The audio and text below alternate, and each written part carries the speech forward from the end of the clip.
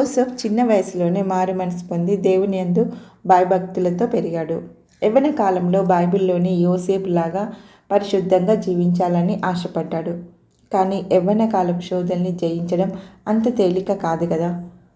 తల్లిదండ్రులు కూడా దేవుని సేవకులే. ప్రార్థన చేయడం, తన కష్టాలు, శోధనలు, వేదనలు దేవునితో చెప్పుకోవడం జోసెఫ్కి అలవాటే.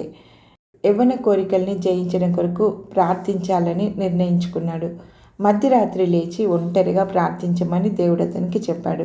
కాబట్టి జోసెఫ్ ప్రతిరోజు రాత్రి 12 గంటల నుండి 2 గంటల మధ్యలో తన నివాసం ఉంటున్న హాస్టల్ భవనం యొక్క మేడ గది పైకి వెళ్ళి ప్రార్థన చేస్తూ ఉండేవాడు. అది అలహాబాద్లోని 3 అంతస్తుల రీజనల్ ఇంజనీరింగ్ యొక్క హాస్టల్ భవనం. ఆ హాస్టల్లో ప్రతాప్ సింగ్ అనే యువకుడు కూడా ఉంటున్నాడు. అతడు జోసెఫ్ క్లాస్మేట్. అతడు ప్రేమ వ్యవహారాల్లో విఫలమై జీవితం మీద విరక్తి కలిగి ఇంకా ఆత్మహత్య చేసుకోవాలని నిర్ణయించుకున్నాడు. కాబట్టి అందరూ నిద్రపోయిన తర్వాత మేడ మీదకి వెళ్ళి అక్కడి నుండి దూకి చనిపోవాలనుకున్నాడు.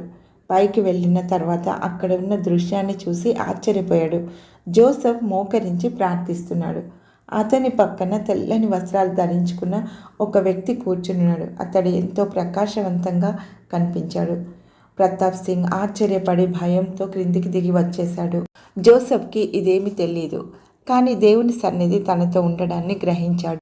మరుసటి రోజు ప్రతాప్ సింగ్ జోసెఫ్ గదికి వచ్చి, రాత్రి మేడ మీద నీతో ఉన్న వ్యక్తి ఎవరు అని ప్రశ్నించాడు. నాతో ఎవరు లేరే, నేను ఎక్కడినే ప్రార్థన చేసుకుంటున్నాను. నేను ప్రతిదినం ఆ సమయంలో ఒంటరిగా ప్రార్థిస్తూ ఉంటాను అన్నాడు జోసెఫ్. లేదు, రాత్రి నీ పక్కన తెల్లని వస్త్రాలు గల ఒక వ్యక్తి నిలబడి ఉండడం నేను కళ్ళారా చూశాను అని ఖండితంగా చెప్పాడు. ఆ సమయంలో తాను ఎందుకు అక్కడికి రావాల్సి వచ్చిందో వివరించాడు. తన జీవితంలో విసిగి వేసారి ఆత్మహత్య చేసుకోవడానికి అక్కడికి వచ్చినట్లు జోసెఫ్ అతనితో చెప్పాడు. కానీ నీతో ఉన్న ఆ ప్రకాశమైన వ్యక్తిని చూసి వెనుకకు వచ్చేశాను అని వివరించాడు. జోసెఫ్కి వెంటనే విషయం అర్థమైంది.